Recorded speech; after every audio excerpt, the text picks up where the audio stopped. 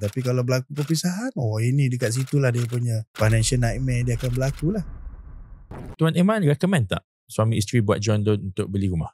Dia akan berbalik kepada jawapan yang taktikal ketika tu apa. Saya hanya setuju Tuan Faiz kalau the idea is investment. Membeli tu untuk jual balik. Saya pasal dah lalu macam-macam lah. Yelah, kalau kata pengalaman perundingan tanah saya ni dalam 15 tahun. Tak lama lah, even masa saya mula masuk pun Tuan Faiz was there dalam kita punya team, dalam sama-sama kita duk educate masyarakat tentang beli rumah dan MRTT lah. Dan Tuan Faiz masa tu was one of our mortgage yang banyak membantu untuk financial kan. Alhamdulillah. So dalam keadaan yang kalau kata dia buat investment 5 tahun, 3 tahun, beli rumah ni memang untuk ni. So joint loan tu sekadar nak mendapat kekuatan nak beli buat pump financing. Pasal husband dia pergi seorang tak lepas.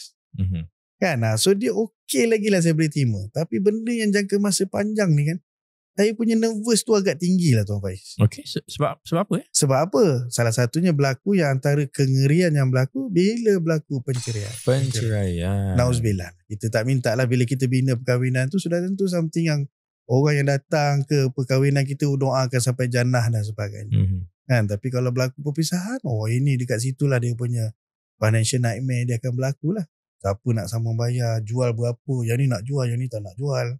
Tapi kau join kan? Join and rumah duduk sendiri lah. Ya. Kalau rumah investment, jual je lah. Rumah investment senang.